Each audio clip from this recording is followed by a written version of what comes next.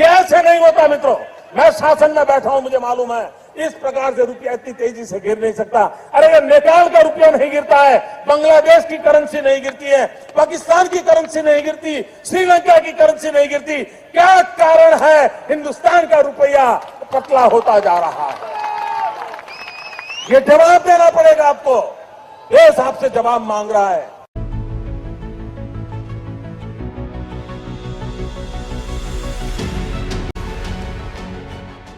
Welcome to conversations. मैं आपका host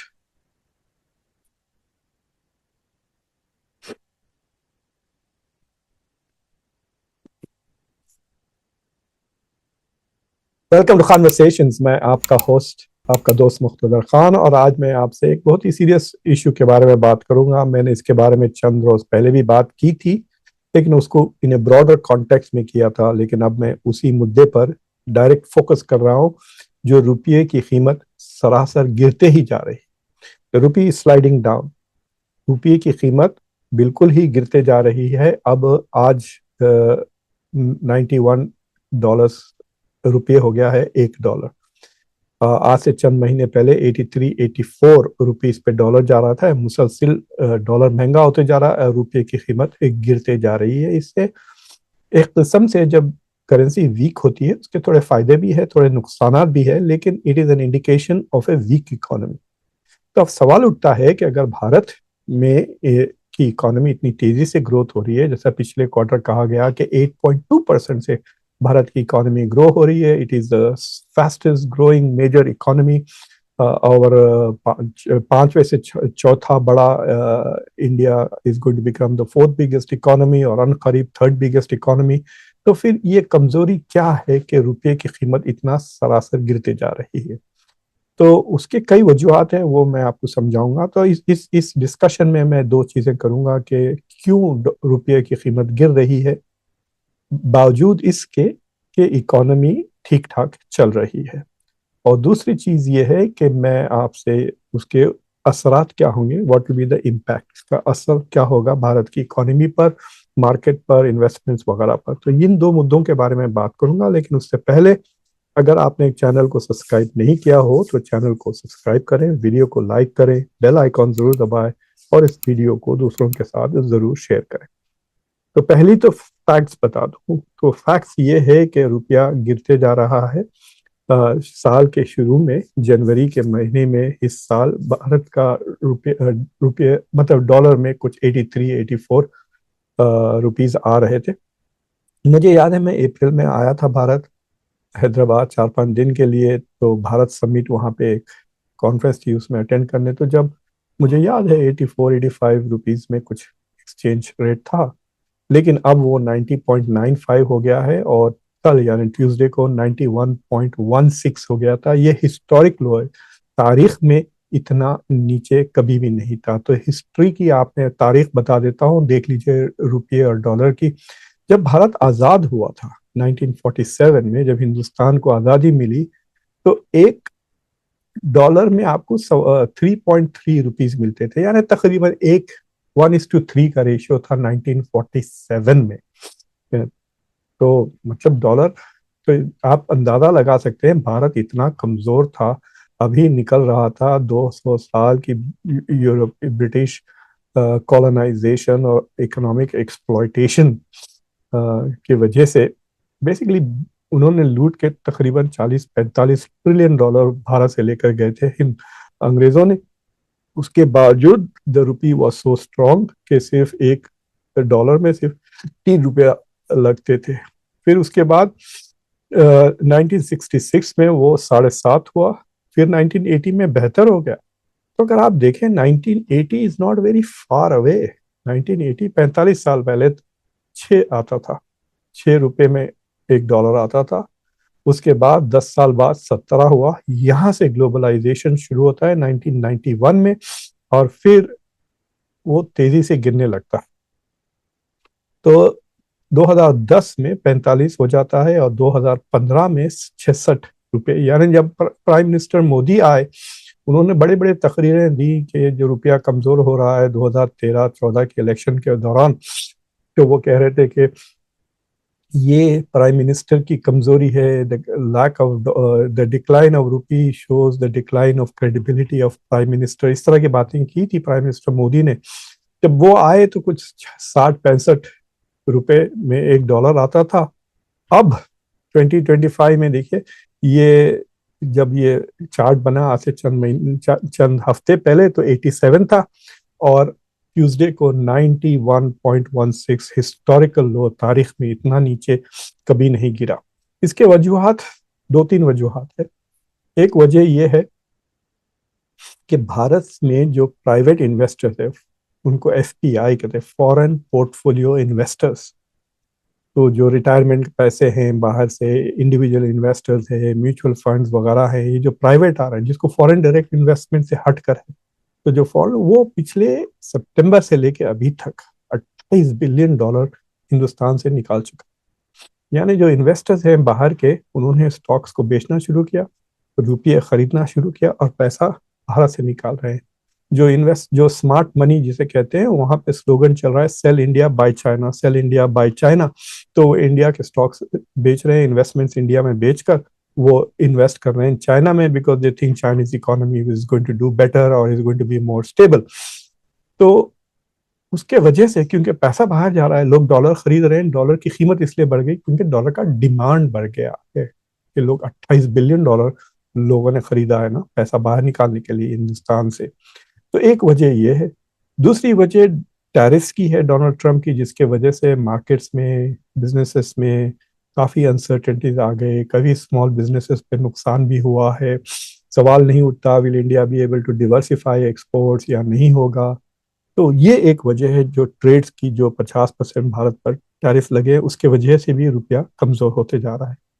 तीसरी वजह यह है कि जब भारत नेगोशिएट कर रहा है ट्रेड एग्रीमेंट, वो खत्म ही नहीं हो रहा है नेगोशिएशन। फरवरी से सबसे पहले इंडिया प्रिपेयर होकर आया था नेगोशिएट करने के लिए, तो फरवरी से चल रहा है अभी तक 9 महीने हो गए। 9 महीने में तो बच्चा हो जाता है, लेकिन ट्रेड एग्रीमेंट नहीं हुआ। This is happening on an expedited way. तो लोग, सवाल उठ रहे हैं लोगों के दिमाग में।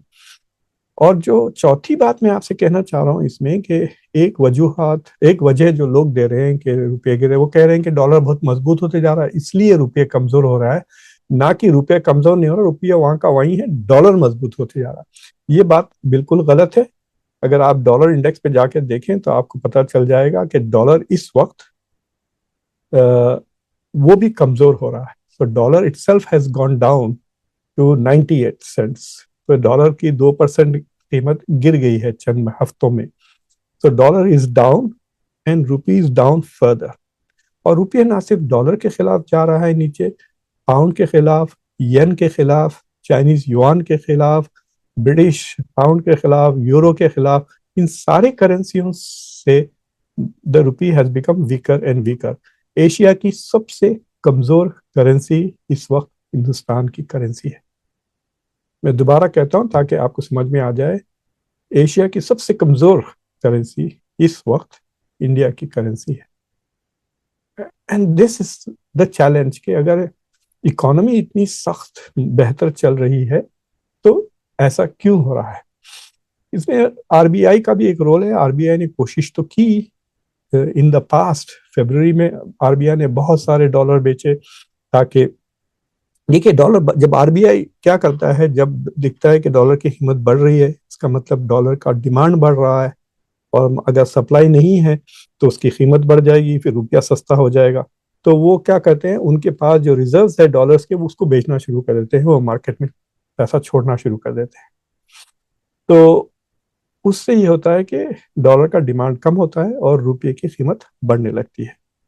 तो यूजुअली अक्टूबर में भी शायद इन्होंने डॉलर की को कंट्रोल करने की कोशिश की, आरबीआई ने। फरवरी में तो किया ही, लेकिन इस बार उन्होंने सिर्फ वॉलेटिलिटी, यानी जो ऊपर नीचे हो रहा है, उसको स्टडी करने के लिए थोड़ा डॉलर्स बेचा है, लेकिन उसको रोकने की कोशिश नहीं की, क्योंकि वो अपने रिजर्व्स डॉलर के खत्म नहीं करना चाहते। क्योंकि जो इंडिया इंपोर्ट करता है, लिटरली तकरीबन 700-800 बिलियन डॉलर के इंडिया इंपोर्ट करता है, तो इंडिया को डॉलर चाहिए। बगैर डॉलर के आप इंपोर्ट्स नहीं कर सकते। तो अगर ये सारे डॉलर बेच देगा आरबीआई, तो फिर इंपोर्ट्स कैसा करेंगे आप।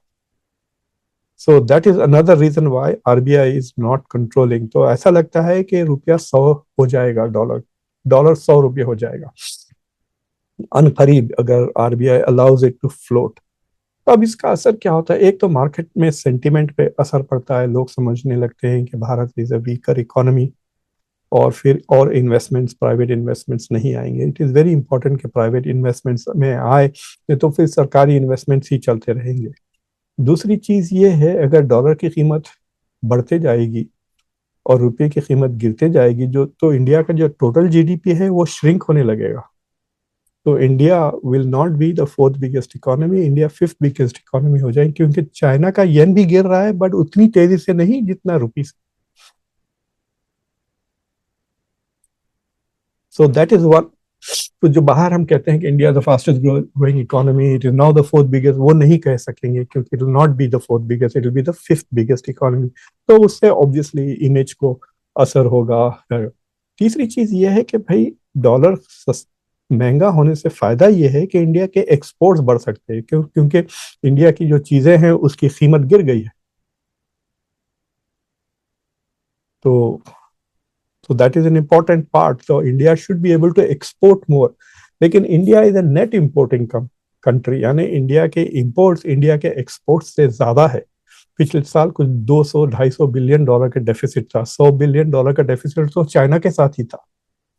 तो इंडिया के लिए, क्योंकि इंडिया के इंपोर्ट ज्यादा है, डॉलर महंगा हो गया तो हर चीज महंगी हो जाएगी, और इसका असर इकोनॉमी पे ऐसा भी हो सकता है कि इन्फ्लेशन बढ़ जाए।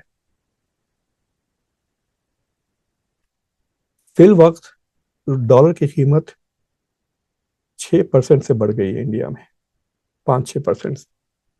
तो यानी हर वो इम्पोर्टेड चीज जो इंडिया में आती है उसके लिए तो 6% इन्फ्लेशन हो गया है ना, महंगाई बढ़ गई है 6%। तो आप जो भी खरीद रहे हैं बाहर से,